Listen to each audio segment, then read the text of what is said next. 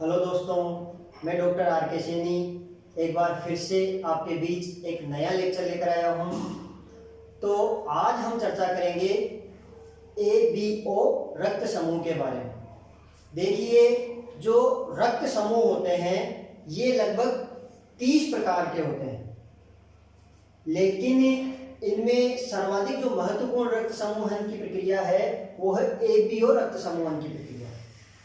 तो आज हम ABO रक्त समूह और RH सिस्टम के बारे में चर्चा करेंगे। अब ABO रक्त समूहन की जो प्रक्रिया है वो क्या काम में आती है, सबसे पहले तो इसकी इंपॉर्टेंस क्या है, इसका यूज क्या है। देखिए, ABO जो रक्त समूहन किया जाता है ये किसी को जैसे कोई एक्सीडेंट हो जाता है या किसी भी कारण से ब्लड लॉस हो जाता है तो व्यक्ति में खून की कमी हो जाती है, कोई बीमारी के कारण या दुर्घटना के कारण, किसी भी कारण से हो सकता है, तो उस व्यक्ति को कृत्रिम रूप से बाहर से ब्लड चढ़ाना होता है। उसके लिए हमें रक्त समूहन की प्रक्रिया अपनानी पड़ती है, क्योंकि अगर बिना रक्त समूहन किए कोई भी ब्लड चढ़ा दिया जाए तो उसमें क्लोटिंग की प्रक्रिया हो जाती है, जिससे प्रभावित व्यक्ति की मृत्यु भी हो सकती है। अब रक्त समूहन की प्रक्रिया में होता क्या है, देखिए जो रक्त समूह होते हैं ABO रक्त समूह के अनुसार ये 4 प्रकार के होते हैं।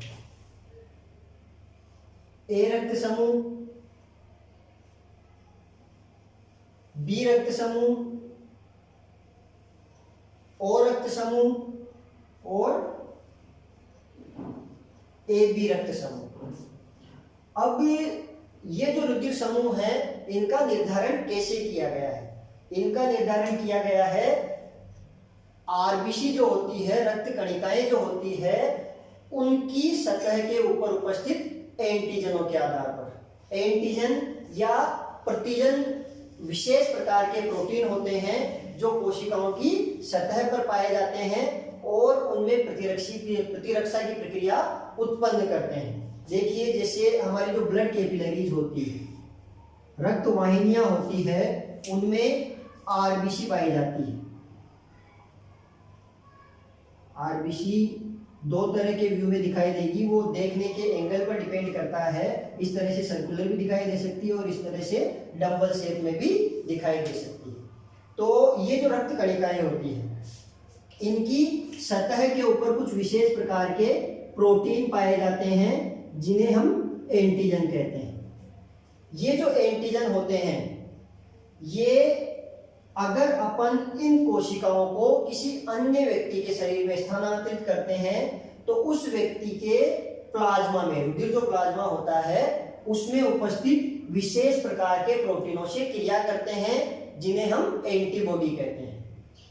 अब जो रुधिर समूह A होता है, रुधिर समूह A वाले व्यक्ति की रुधिर कणिकाओं की सतह पर A एंटीजन पाया जाता है।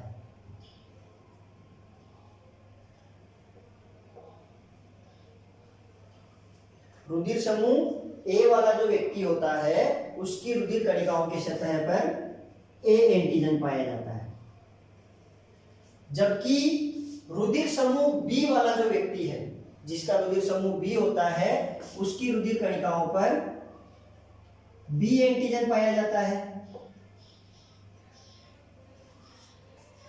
इसी तरह से O जो रुधिर समूह होता है, O रुधिर समूह वाले व्यक्ति की रक्त कणिकाओं पर सामान्यतया ये माना जाता है कि कोई एंटीजन नहीं पाया जाता है। यहाँ एंटीजन एब्सेंट होता है, अनुपस्थित होता है। हालांकि अगर सूक्ष्मतया देखा जाए तो यह सत्य नहीं है। देखिए, जैसे ये रक्त कणिका है तो इसका मतलब ये नहीं है कि और रुधिर समूह की जो रक्त कणिकाएं हैं वो इस तरह से बेल्ड होती है, उनके ऊपर कोई एंटीजन नहीं पाया जाता। वास्तव में इन पे भी एक एंटीजन पाया जाता है जिसे सामान्यतया H एंटीजन कहा जाता है। अब इसका क्या कार्य है, ये किस तरह से कार्य करता है और O ब्लड ग्रुप में इसका क्या महत्व है, इसके बारे में अपन किसी अन्य व्याख्यान में, अन्य लेक्चर में चर्चा करेंगे। अभी अपना फोकस है इसकी जो बेसिक प्रोसेस है उसके ऊपर। तो ओ में इस रक्त समूह के हिसाब से एंटीजन को अनुपस्थित माना जाता है।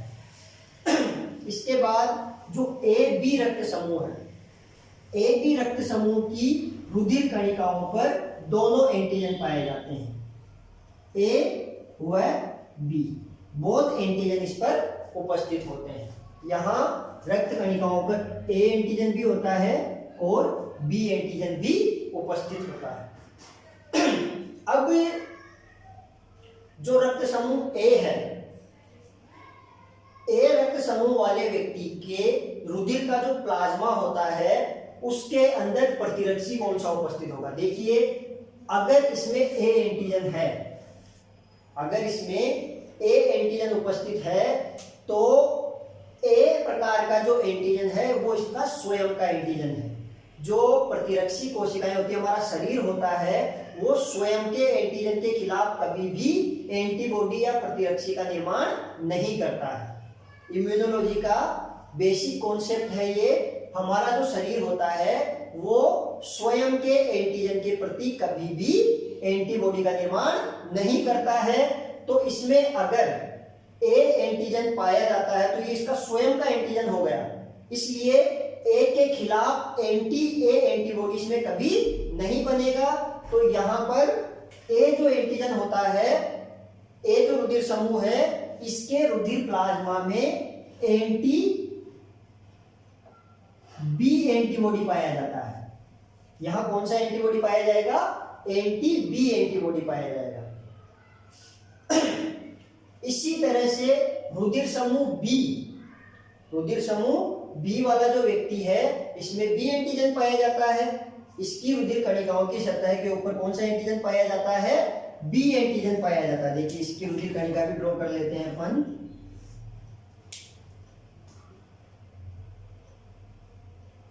ये बी वाले की रुधिर कणिका है तो इसके ऊपर बी एंटीजन होगा। अब बी एंटीजन इसका स्वयं का एंटीजन हो गया, तो स्वयं का एंटीजन होने के कारण इसकी, तो यहां क्योंकि बी एंटीजन जो है वो इसका स्वयं का एंटीजन है, इसलिए इसका जो रुधिर प्लाज्मा है इसमें बी एंटीजन के अगेंस्ट किसी भी एंटीबॉडी का निर्माण नहीं होगा। केवल जो ए एंटीजन है उसके अगेंस्ट ही एंटीबॉडी का निर्माण होगा। तो यहां एंटी ए एंटीबॉडी पाया जाता है। इसका जो रुधिर प्लाज्मा है इसमें एंटी ए एंटीबॉडी उपस्थित होगा। अब बात करते हैं ओ रुधिर समूह के बारे में। देखिए, ओ रुधिर समूह जो होता है इसकी रुधिर कणिकाओं पर ना तो ए एंटीजन पाया जाता है और ना ही बी एंटीजन पाया जाता है। अब यहां क्योंकि ए और बी एंटीजन दोनों अनुपस्थित हैं, तो ये दोनों इसके स्वयं के एंटीजन नहीं हैं, इसके लिए ये पर एंटीजन होते हैं, पराये एंटीजन हैं। मैंने बताया आपको प्रतिरक्षी तंत्र इस तरह से कार्य करता है कि ये पराये एंटीजनों के लिए ही एंटीबॉडी का निर्माण करता है। क्योंकि ओ रुधिर कणिकाओं के लिए ए और बी दोनों एंटीजन पराये हैं, इसलिए यहां इन दोनों के अगेंस्ट प्रतिरक्षी या एंटीबॉडी का निर्माण होता है। और ओ रक्त समूह वाले व्यक्ति के प्लाज्मा में एंटी ए व एंटी बी दोनों के लिए एंटीबॉडी का निर्माण होता है, प्रतिरक्षी का निर्माण होता है। इसके प्लाज्मा में दोनों के अगेंस्ट एंटीबॉडी पाए जाते हैं। अब बात करते हैं ए बी रक्त समूह के बारे में। देखिए, ए बी जो रक्त समूह है इसकी रुधिर कणिकाओं पर ए और बी दोनों प्रकार के एंटीजन उपस्थित होते हैं। ए बी, अब इनकी देखो उत्पत्ति कैसे होती है, एंटीजन कैसे पाए जाते हैं, इनकी वंशागति कैसी होती है, उसके बारे में भी अपन इसी लेक्चर में आगे डिस्कस करेंगे।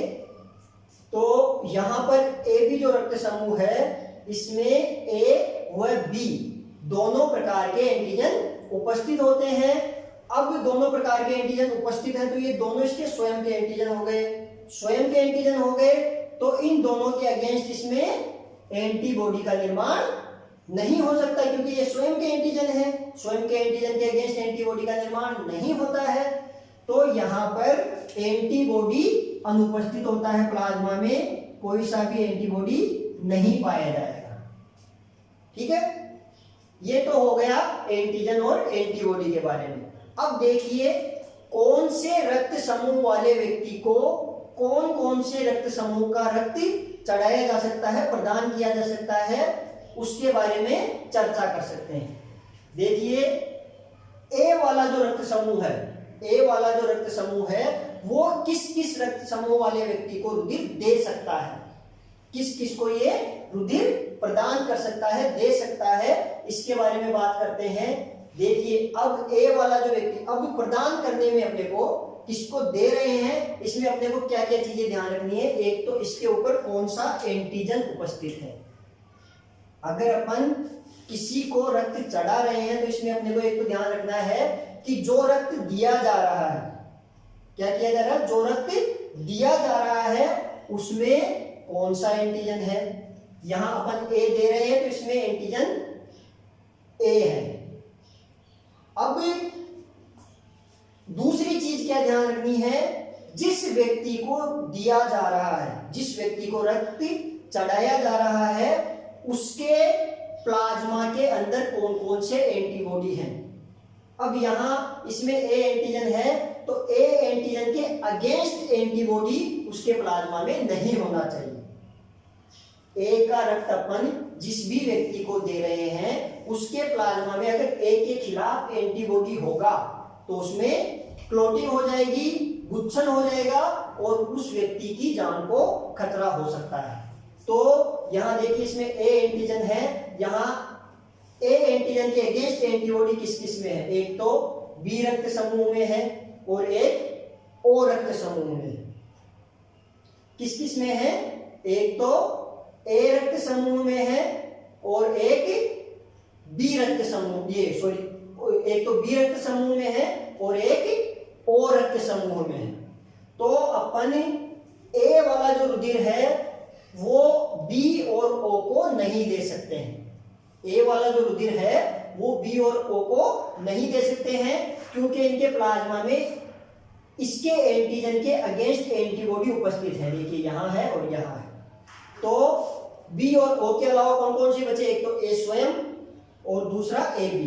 तो अपन ए और ए बी रक्त समूह वाले व्यक्ति को ए रक्त समूह वाले व्यक्ति का रुधिर दे सकते हैं, पहली चीज। अब बात करते हैं बी के बारे में।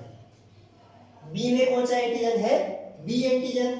इसके अगेंस्ट एंटीबॉडी किस किस में है, देखिए बी के अगेंस्ट एंटीबॉडी एक तो ए में है, दूसरा ओ में है। तो ए और ओ के अलावा किसी भी रक्त समूह वाले व्यक्ति को हम बी रक्त समूह का रक्त दे सकते हैं। तो यहां देखिए कौन कौन से बचे, एक तो बी स्वयं और दूसरा ए बी। तो बी रक्त समूह वाले व्यक्ति का रक्त अपन एक तो बी स्वयं को दे सकते हैं, दूसरा ए बी को दे सकते हैं। इसके बाद बात करते हैं ओ के बारे में। ओ रुधिर समूह वाला जो व्यक्ति है इसमें कौन सा एंटीजन है, कोई सा नहीं है। इसमें एंटीजन अनुपस्थित है, इसमें एंटीजन नहीं पाया जाता है।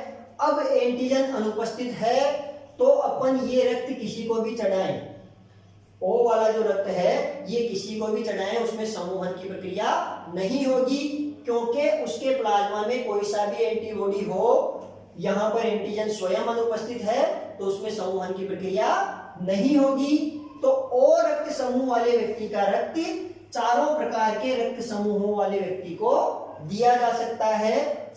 ए बी व ओ सभी को दिया जा सकता है।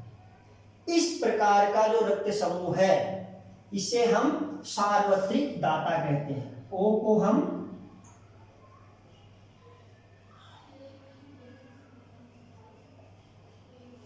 सार्वत्रिक दाता कहते हैं।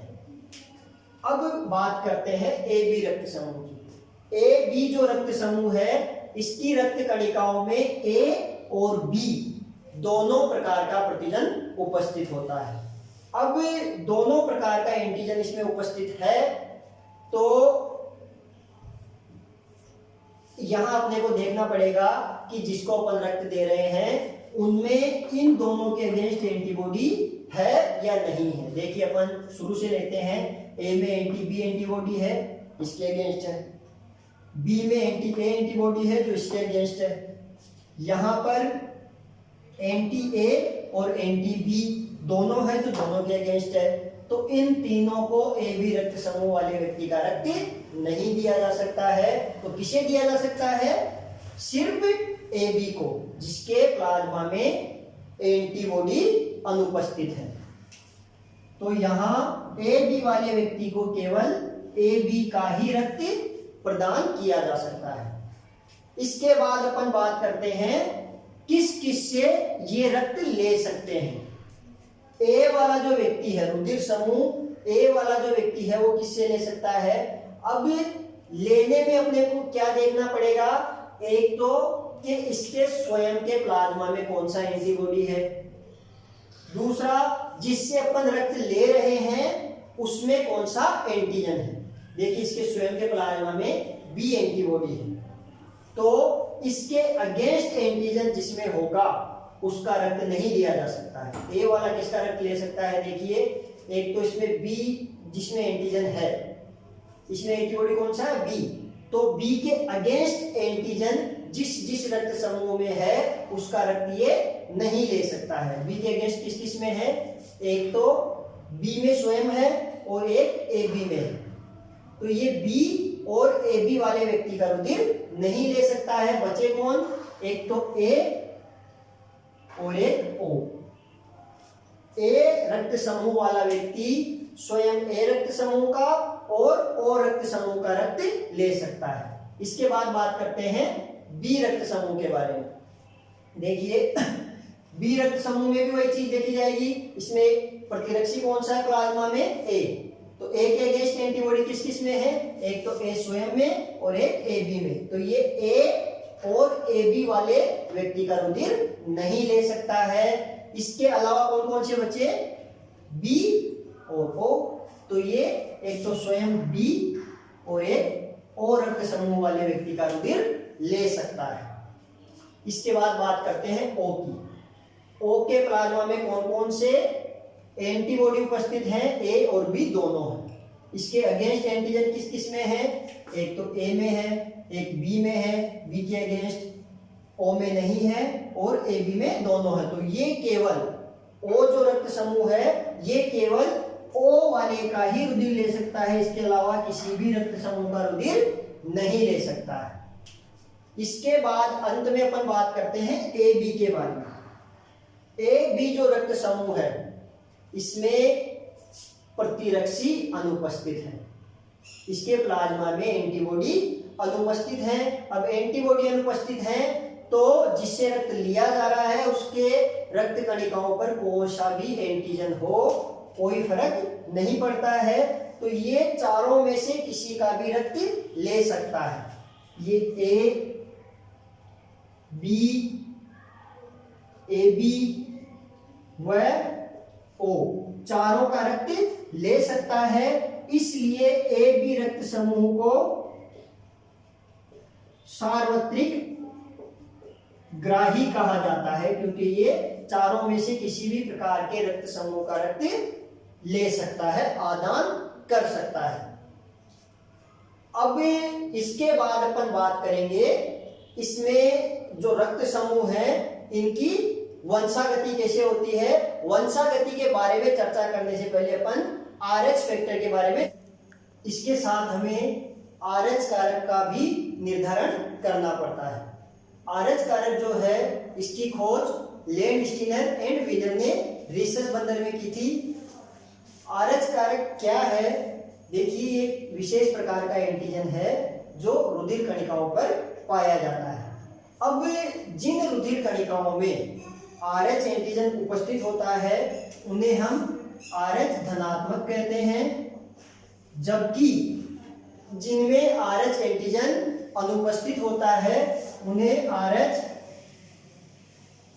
ऋणात्मक कहा जाता है। जिनमें उपस्थित होता है उन्हें RH धनात्मक और जिनमें अनुपस्थित होता है उन्हें RH ऋणात्मक कहा जाता है। इंडिया के अंदर मोर देन 90% जो लोग होते हैं उनमें RH एंटीजन उपस्थित होता है, अतः वह RH धनात्मक होते हैं, जबकि बाकी लोगों में RH एंटीजन अनुपस्थित होता है तो वो RH ऋणात्मक होते हैं। अब RH एंटीजन का महत्व क्या है? देखिए, RH एंटीजन जो होता है, अगर हम RH धनात्मक व्यक्ति का रुधिर RH धनात्मक में ही चढ़ाएंगे तो कोई प्रभाव नहीं पड़ेगा, क्योंकि ये इसका एंटीजन स्वयं का है तो उस पर कोई प्रभाव नहीं होगा। किंतु अगर RH धनात्मक व्यक्ति का रुधिर RH ऋणात्मक व्यक्ति के शरीर में चढ़ाया जाएगा तो प्रथम जो रक्त का स्थानांतरण है उसमें कोई प्रभाव नहीं पड़ेगा, क्योंकि प्राकृतिक रूप से RH एंटीजन के अगेंस्ट कोई भी एंटीबॉडी रुधिर प्लाज्मा में नहीं पाया जाता है। प्राकृतिक रूप से इसके अगेंस्ट एंटीबॉडी रुधिर प्लाज्मा में नहीं पाया जाता है तो इस पर कोई प्रभाव नहीं पड़ेगा। किंतु अगर दोबारा एक बार जो इसका उद्वासन हुआ है, एक बार अपन ने RH एंटीजन इसमें ट्रांसफर कर दिया है तो RH एंटीजन के उद्वासन के कारण इसमें एंटीबॉडी का निर्माण हो गया है। अब इसमें एंटीबॉडी उपस्थित है, पहले एंटीबॉडी उपस्थित नहीं था तो अपन ने रक्त चढ़ाया, कोई फर्क नहीं पड़ा, लेकिन अब इसमें एंटीबॉडी उपस्थित है तो जैसे ही हम RH धनात्मक व्यक्ति का रुधिर इसमें दोबारा चढ़ाएंगे, यहाँ पर एंटीजन एंटीबॉडी क्रिया होगी और समूहन की क्रिया हो जाएगी, क्लंपिंग की क्रिया हो जाएगी। इसलिए RH धनात्मक व्यक्ति का रुधिर RH ऋणात्मक व्यक्तियों में नहीं चढ़ाया जाता है। अब इससे संबंधित जो RH कारक है, इससे संबंधित एक बहुत ही फेमस बीमारी भी है। देखिए, अगर किसी RH धनात्मक रुधिर समूह वाले पुरुष का विवाह RH ऋणात्मक वाली महिला से हो जाता है, RH धनात्मक वाले पुरुष का विवाह RH ऋणात्मक वाली महिला से हो जाता है तो इनके संकरण के फलस्वरूप जो प्रथम संतति होती है, फीटस होता है, मान लीजिए ये RH धनात्मक है, अब RH धनात्मक है तो प्रथम गर्भाधान में कोई समस्या नहीं आएगी, क्योंकि माता के रुधिर में इसके लिए एंटीबॉडी अनुपस्थित है।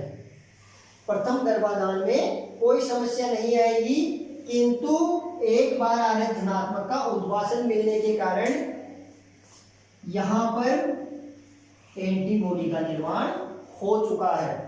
अब अगर ये दोबारा से RH धनात्मक गर्भ धारण करती है तो इसके रुधिर से एंटीबॉडी प्लेसेंटा के थ्रू यहां इसके अंदर स्थानांतरित हो जाते हैं और इस शिशु के रुधिर में क्लंपिंग की प्रक्रिया हो जाती है, जिसके कारण इसकी मृत्यु हो जाती है गर्भावस्था में ही।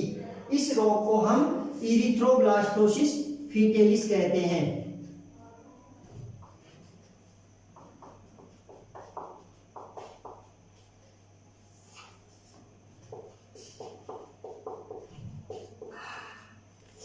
इरिथ्रोब्लास्टोसिस फीटेलिस रोग इसे कहा जाता है।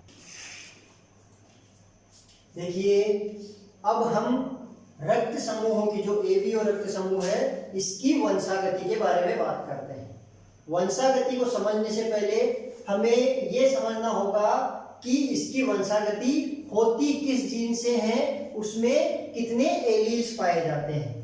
देखिए, इसकी वंशागति जिस जीन से होती है उस जीन को अपन यहाँ I से डिनोट कर रहे हैं, I से रिप्रेजेंट कर रहे हैं। इस जीन के 3 एलील होते हैं, ये मल्टीपल एलील प्रकार का जीन है, बहुविकल्पी जीन है।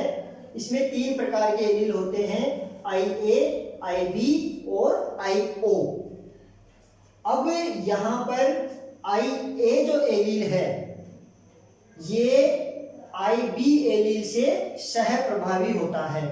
IA और IB दोनों प्रकार के एलील एक दूसरे से सह प्रभावी हैं। अगर ये दोनों एक साथ उपस्थित होंगे तो दोनों के लक्षण प्रकट होंगे।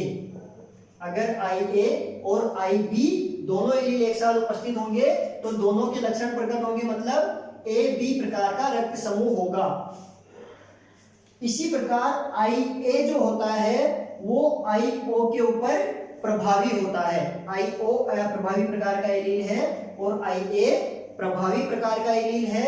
अगर ये दोनों एक साथ होंगे, IA व IO अगर एक साथ होंगे तो यहाँ रक्त समूह A प्रकार का होगा क्योंकि ये अप्रभावी है। इसी प्रकार IB जो है वो भी IO के ऊपर प्रभावी होता है। IO अप्रभावी है यहाँ, इसलिए अगर ये दोनों साथ में होंगे तो यहाँ रक्त समूह B प्रकार का होगा। देखिए सिंपल वे में मैं आपको इसको एक्सप्लेन करना चाह रहा हूं। यहाँ पर IA और IB एक दूसरे के लिए सह प्रभावी हैं और ये दोनों IO के ऊपर प्रभावी हैं।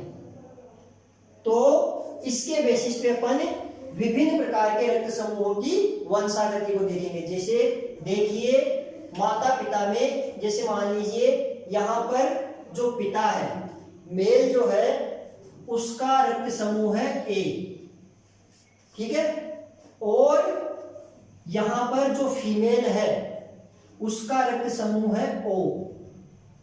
तो संतति का संभावित रक्त समूह क्या क्या हो सकता है? देखिए इससे संबंधित कई प्रकार के क्वेश्चंस कॉम्पिटिटिव एग्जाम्स में भी पूछे जाते हैं और आपके जो सेमेस्टर एग्जाम्स होते हैं, एनुअल एग्जाम्स होते हैं, उनमें भी पूछे जाते हैं।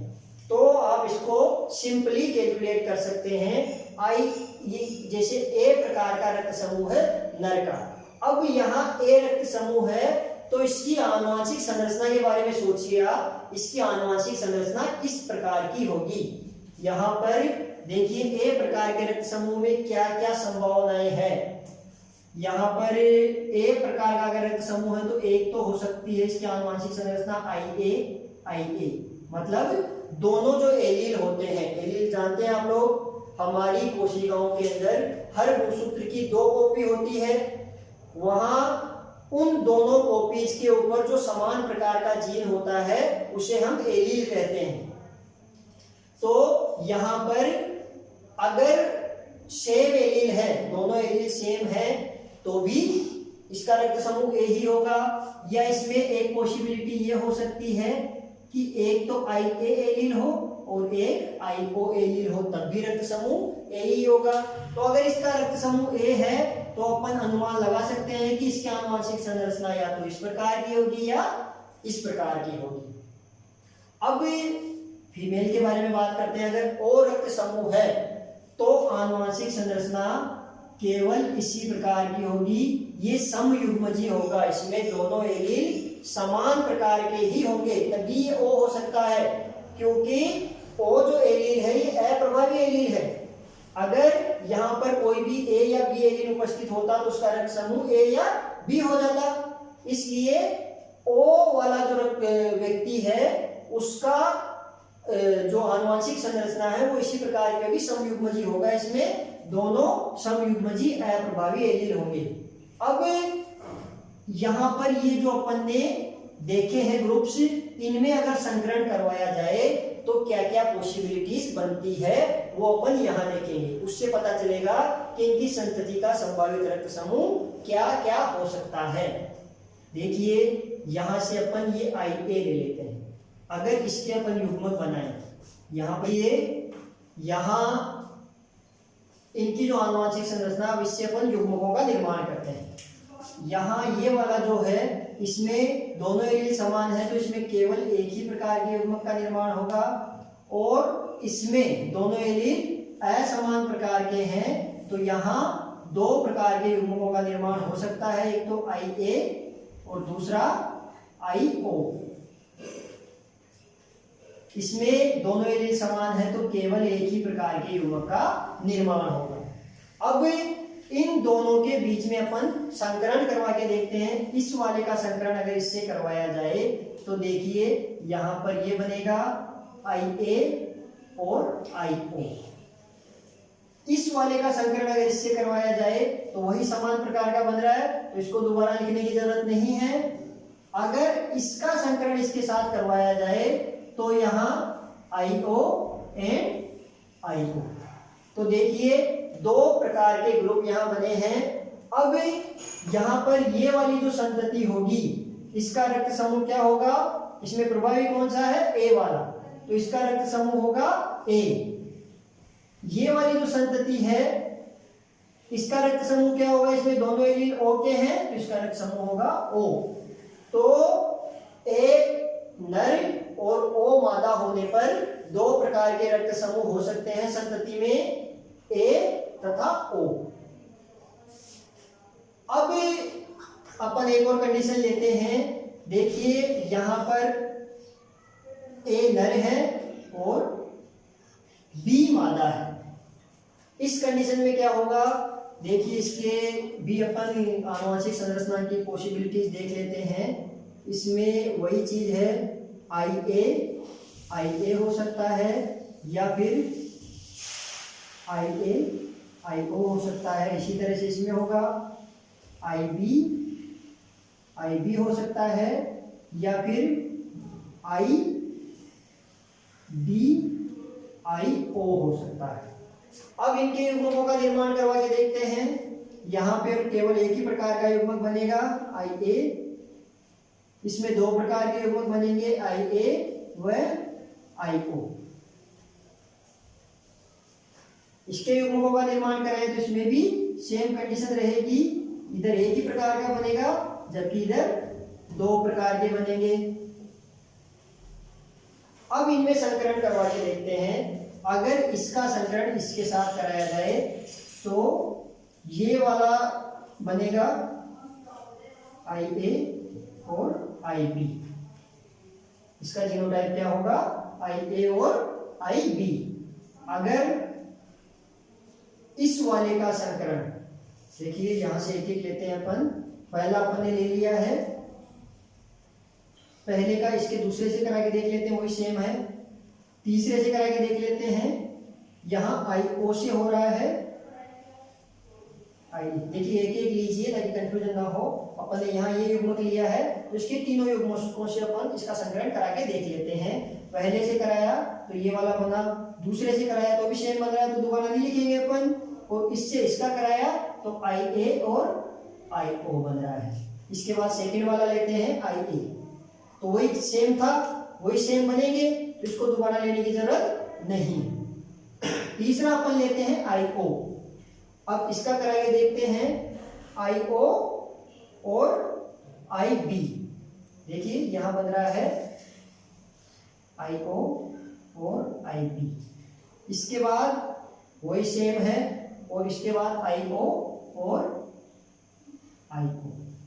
अब यहां चार प्रकार के अपने को जीनोटाइप प्राप्त हो रहे हैं। इनके ब्लड ग्रुप क्या क्या होंगे, देखिए ये वाला जो है इसका ब्लड ग्रुप होगा, यहाँ पर दोनों सह प्रभावी है मैंने बताया था, तो दोनों के लक्षण प्रकट होंगे तो ब्लड ग्रुप होगा AB।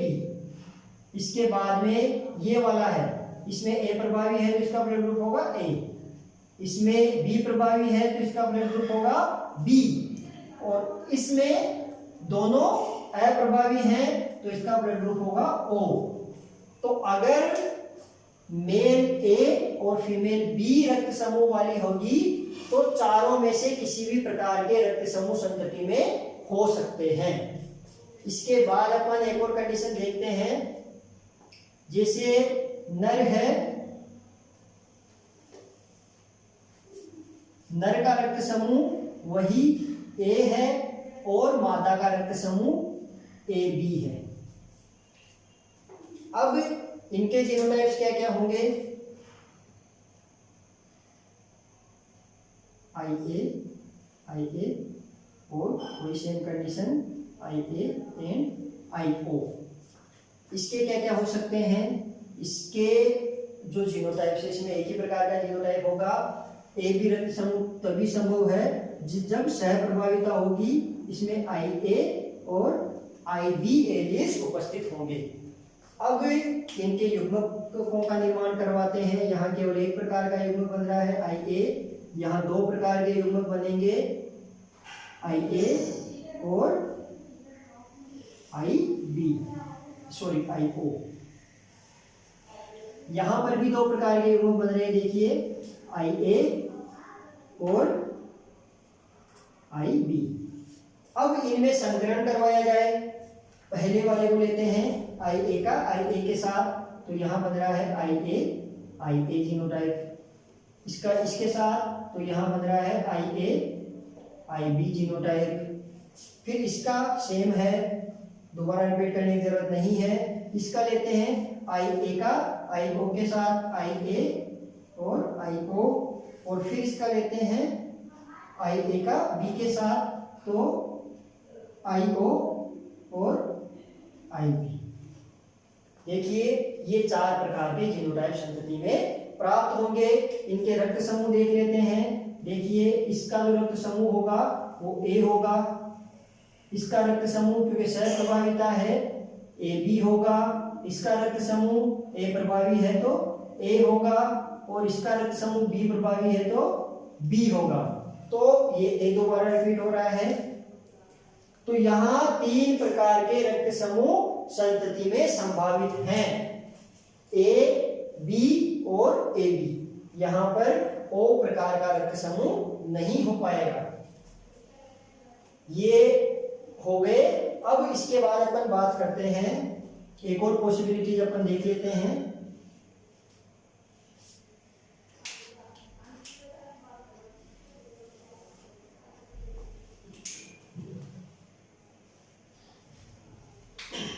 देखिए अपन ने A के साथ सभी को कंपेयर कर लिया है। अब यहाँ वैसे ज्यादातर पेयर्स आ चुके हैं। एक पॉसिबिलिटी और हो सकती है, अगर नर का रक्त समूह O और मादा का AB हो। बाकी सारी पॉसिबिलिटी यहाँ देखिए नर और मादा में कोई फर्क नहीं पड़ रहा है। ये अपन इधर ले, इसको व्युत्क्रमित क्रॉस भी करें तो भी उससे कोई प्रभाव नहीं पड़ेगा, क्योंकि ये लिंग सहलग्न लक्षण नहीं है। तो इसीलिए मैं एक ही तरह की पॉसिबिलिटी ले रहा हूं। यहाँ अब एक और पॉसिबिलिटी बचती है O के साथ AB का। बाकी सारे हो गए हैं। O के साथ अगर AB आए, O नर हो और AB मादा हो, या इसका उल्टा हो, AB नर हो और O मादा हो, तो क्या होगा? देखिए यहाँ पर इसकी आनुवंशिक संरचना किस प्रकार की होगी? IO IO। इसी तरह से इसकी आनुवंशिक संरचना होगी IA IB। दोनों में एक ही प्रकार का जीनोटाइप पॉसिबल है। अब ये युग्मक बनाएगा IO और ये युग्मक बनाएगा 2 प्रकार के IA व IB प्रकार के। ठीक है। अब अगर इसका क्रॉस इसके साथ करवाया जाए, इसका अपन क्रॉस इसके साथ करवाते हैं, तो IO और IA। अगर इसका क्रॉस इसके साथ करवाया जाए तो IO और IB जीनोटाइप बनता है।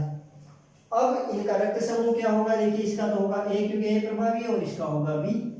अगर नर O और मादा AB रक्त समूह वाली हो तो उनकी संतति के रक्त समूह A व B प्रकार के हो सकते हैं।